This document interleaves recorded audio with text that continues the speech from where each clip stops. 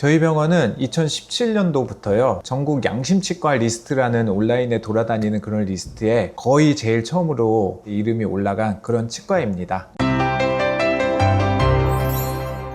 안녕하세요, 치과의사 민정입니다. 바로 직전 영상에서 제 구강 사진을 보여드리면서 어떻게 진단해야 되는지, 꼭 오래된 보철물을 바꿀 필요가 없는 내용에 대해서 제가 설명을 드렸는데요, 그 내용은 요 위에 영상 클릭하시면 볼 수 있습니다. 이번 내용은요, 그 영상에 이어서 양심치과에 대한 짧은 생각 정도로 주제를 정해서 영상을 촬영해 보도록 하겠습니다. 저희 병원이 2017년도쯤에요 전국 치과 양심병원 리스트라는 게 온라인에 이렇게 돌아다니기 시작했거든요.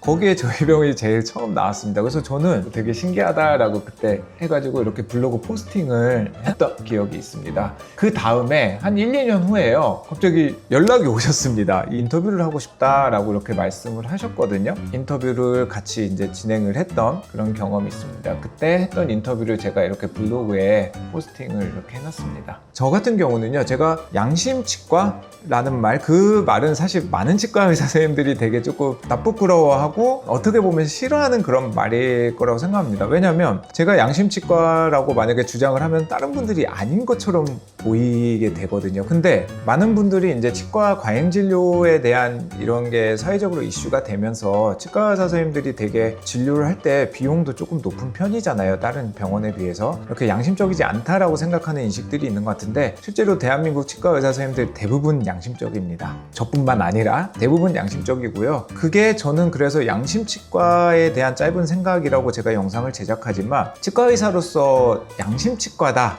라고 말하기보다는 어떻게 진단을 하고 어떻게 진료를 했기 때문에 그런 내용이 얻어졌는지 제가 대충은 조금 알 것 같거든요. 그 부분에 대해서 오늘 조금 말씀을 드리면, 제가 12년간 운영해온 블로그 제목이요, 치과는 예술과 과학의 접합이다 라는 내용입니다. 치과 진료, 진단은요, 사실 과학적으로 하는 겁니다. 치과 의사 마음대로 하는 게 아니고요. 거기서 마음대로 하거나 좀 더 내가 과잉 진단을 하면 그게 이제 양심치과에서 벗어나는 거고, 저 같은 경우는 교과서에서 배운 대로 진단을 하고 있다고 자부를 하고, 정확한 진료 술기를 갖고 좋은 퀄리티의 진료를 하려고 합니다. 예를 들어서 환자분들이 가끔은요, 이거 좀 깨졌으니까 떼우면 안 되나요? 그냥 이렇게 간단히 처치해주면 안 되나요? 이거 떨어진 거 또 붙여주면 안 되나요? 라고 했을 때, 오염이 있거나 붙였을 때 유지력이 안 나오는 경우도 있습니다. 속에 충치가 있거나 그런 경우는요, 그러면은 다시 제거를 하고 다시 보강을 해서 다시 제작을 해서 붙여야 되는데요, 그런 경우 만약에 환자분이 해달라고 해서 붙였다, 그러면 저는 양심치과 의사인가요? 비용이 적게 들었고 환자분이 해달라고 하는 대로 했으니까. 그렇지 않습니다, 전혀. 정확히 과학적인 판단을 근거로 여기는 오염이 있으니까 보강을 해서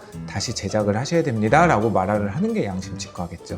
근데 환자분들이 생각하실 때 양심치과라는 거는 치아 개수가 적다, 발치를 조금 해야 된다, 비용이 적게 나와야 된다 라고 생각을 하시는 것 같아요. 실제로 그렇지 않습니다. 물론 정확히 진단을 하다 보면은요, 그 개수가 적어질 수밖에 없고, 향후 장기간으로 봤을 때는 치료하는 치아의 개수가 적어질 수밖에 없습니다. 왜냐하면 진료 퀄리티가 높고 그러면 오래 쓸 수밖에 없기 때문입니다. 근데 문제가 있는 경우는요, 문제를 바로 해결하는 게 치과 진료로서 당연히 맞겠죠. 그게 치과 진료는 과학이다 라고 제가 블로그 제목을 쓴 것도 맞고요. 그 다음에 예술이라는 거는 예쁘기도 해야 됩니다. 치과 진료는 과학적으로 오래 사용할 수 있게 진료를 하면서도 앞니나 이런 부분, 특히 심미적인 부분, 기능적인 부분까지 포함해서 예쁘게도 만들어야 된다라고 해서 예술과 과학의 접합이다 라고 이렇게 제가 블로그 제목을 지었었는데요, 저희 병원 같은 경우는 최대한 교과서적인 진단을 갖고 술기를 높여서 정확히 진료를 하려고 합니다. 제 구강 상태 영상에서도 봤듯이요, 필요 없는 부분은 필요 없다 라고 딱 말씀드리고요, 배운 대로 환자분들한테 진단하고 말씀드리고 치료했던 게 많은 분들이 저희 치과를 양심치과라고 이렇게 말씀을 해주시는 게 아닌가 이렇게 생각을 합니다. 그리고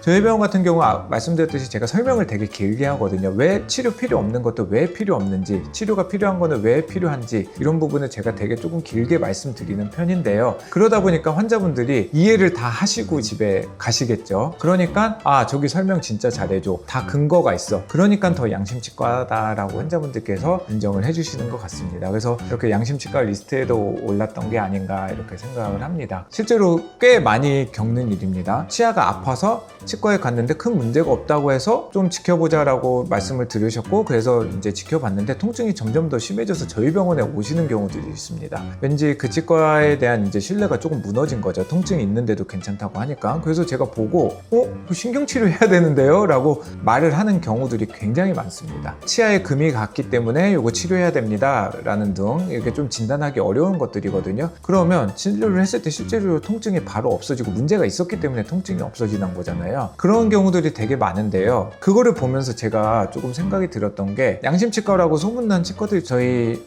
치과 주변에도 되게 많습니다. 근데 그게 꼭 양심치과인가? 제대로 진단을 못해서 놓치는 부분이 많은 치과라는 거는 치료 개수가 줄어들겠죠. 근데 나중에는 더 큰 문제를 불러일으키는 거고, 그때는 치아를 정확히 치료하더라도 아무래도 장기적으로 봤을 때는 초기에 치료하는 것보다는 좀 더 관리를 신경을 써야 된다든지 하는 그런 문제들이 생기거든요. 그래서 초기에 진단을 제대로 못하는 거는 저는 치아 개수는 줄어들어서 잘 모르는 환자분들이 양심치과라고 볼 수도 있겠지만, 진단을 놓쳐서 치아 개수가 줄어드는 거는 굉장히 조금 지양해야 된다라고 생각을 하고 있습니다. 그러면 저희 병원에 왔더니 치료를 더 해야 된다. 그건 양심치과가 아니지 않잖아요. 그렇죠? 그래서 수가 같은 경우는요, 수가가 싸다고 해서 양심치과는 당연히 아닙니다. 저수가 치과에 대한 문제점이라든지 먹튀 치과라든지 폐업한 치과들이 생기면서 많은 분들이 알고 계시거든요. 그래서 이 부분에 대해서는 제가 좀 더 말씀드리는 게, 만약에 재치료를 해가지고 저희 병원에서 재신경 치료해서 치아를 살릴 수 있는 경우는 크라운 비용이 들겠죠. 근데 많은 치과에서 그 뿌리 끝에 염증이 있다는 사실만으로도 임플란트를 하자고 말하거든요. 그러면 이 진단 자체가 아예 달라지는 거잖아요. 그러니까 단순히 수가만으로 비교를 해서 양심치과다 아니다, 이 치과는 비싸다 안 비싸다 라고 말할 수 있는 거는 아닙니다. 실제로 이렇게 많이 살리려고 하는 치과랑 그냥 조금만 염증이 있어도 발치를 하는 게 낫다라고 말하는 치과는 향후 5년, 10년, 20년을 그 치과에 다녔을 때 주기적으로 관리를 받으면서 임플란트 개수라든지 구강 환경의 차이가 날 수밖에 없겠죠. 그래서 단순히 임플란트 비용의 진단이 똑같다라고 하는 경우에는 비용을 이렇게 비교해 보실 수도 있겠는데요. 그게 아니고 진단 자체가 달라질 수 있음을 환자분들께서 잘 모르시는 것 같더라고요. 그래서 그런 부분에 대해서 꼭 인지를 하시고 치과를 조금 선택을 하시는 게 맞지 않을까 생각을 합니다. 진료를 할 때는 정확한 진료를 제대로 해야 되겠지만, 무조건 싼 진료,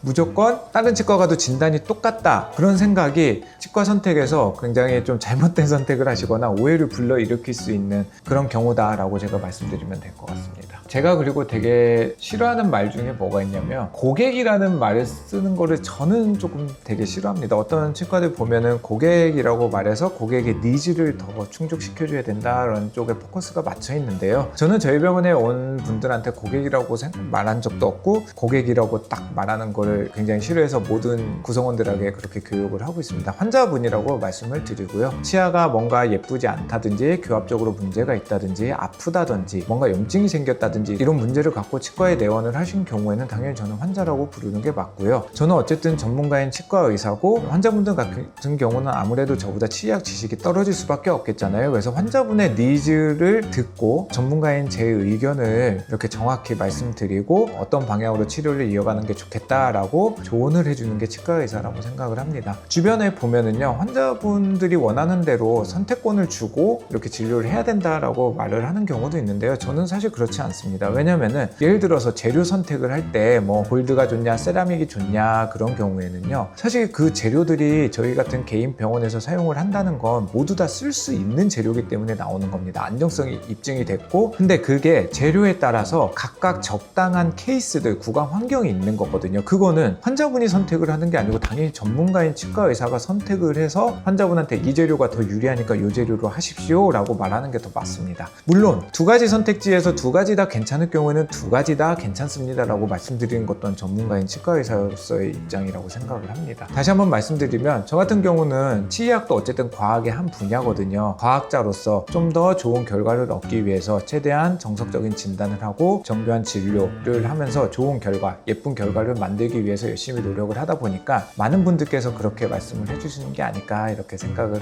합니다. 그래서 양심치과라는 말에 앞에서도 말씀드렸듯이 과소진단을 하는 치과, 또는 뭔가 뭔가 놓치는 치과, 이 부분도 많은 분들이 양심치과라고 이렇게 헷갈려 하시는 경우도 있는데요. 그런 부분에 오히려 주의를 하셔서 치과 선택을 하시면 좋지 않을까 이렇게 생각합니다. 물론 너무 많은 진단이라든지 갑자기 과잉 진료인 것 같다, 통증이 전혀 없는데 너무 많이 충치가 있다라고 한다라는 경우에는 한 번 더 주변 치과에 가셔서 검진을 받아보시는 걸 추천드리면서 이번 영상을 마치도록 하겠습니다. 이번 영상 조금 두서없이 제가 이것저것 말씀드렸는데요. 제가 블로그를 12년 정도 네이버에서 운영을 하고 있습니다. 네이버에서 민정 치과의사라고 검색을 하셔서요, 제 블로그가 나오거든요. 서로 이유 신청을 하시면 이런 저희 철학뿐만 아니라 여러 가지 진료 케이스들, 치과에 대한 정보들을 보실 수 있거든요. 그래서 그것도 많이 이용해 주시면 감사합니다.